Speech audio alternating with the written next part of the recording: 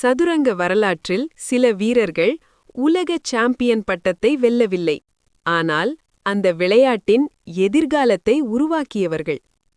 அப்படிப்பட்ட ஒரு மறக்கப்பட்ட மேதைதான் இமானுவேல் ஷிஃபர்ஸ். இன்று ரஷ்ய சதுரங்கத்தின் அடித்தளத்தை அமைத்த இந்த மனிதர் பற்றி தெரிந்து கொள்ளப் போகிறோம். இமானுவேல் ஷிஃபர்ஸ் 1850ஆம் ஆண்டு பிறந்தார். அவர் ஒரு சாதாரண வீரர் அல்ல, ஒரு ஆசிரியர், ஒரு எழுத்தாளர் மற்றும் சதுரங்கத்தை மக்களிடம் கொண்டு சென்ற ஒரு முன்னோடி. அந்த காலத்தில் ரஷ்யாவில் சதுரங்கம் இன்று போல பிரபலமில்லை, ஆனால் சிலர் அதை மாற்ற வேண்டும் என்று நினைத்தார்கள். அந்த சிலரில் முக்கியமானவர் இமானுவேல் ஷிஃபர்ஸ். இமானுவேல் ஷிஃபர்ஸ் பல சிறந்த போட்டிகளில் விளையாடினார்.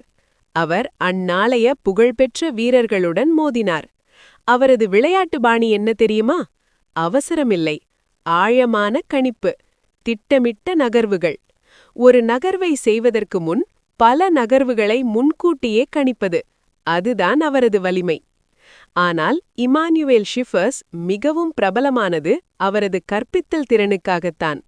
அவர் பல இளம் வீரர்களுக்கு பயிற்சியளித்தார். சதுரங்கத்தை எளிமையாக விளக்குவது அது ஒரு திறமை. அந்த திறமை அவருக்கு இருந்தது. மேலும் அவர் சதுரங்க கட்டுரைகள் எழுதி பத்திரிகைகளில் வெளியிட்டார். அந்த எழுத்துகள் பலருக்கு சதுரங்கத்தை அறிமுகப்படுத்தின. ஒரு விதத்தில் அவர் விளையாடிய நகர்வுகளை விட அவர் கற்றுக் கொடுத்த நகர்வுகள்தான் அதிகம் தாக்கத்தை ஏற்படுத்தின. இன்று பல வரலாற்றாசிரியர்கள் ஒரு விஷயம் சொல்கிறார்கள். ரஷ்ய சதுரங்கம் உலகை ஆட்சி செய்த காலத்திற்கு அடித்தளம் அமைத்தவர்கள் யார்?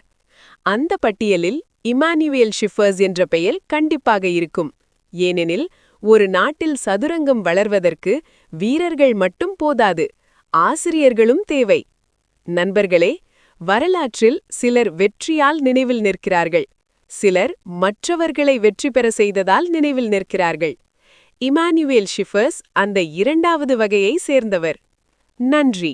மீண்டும் சந்திப்போம்.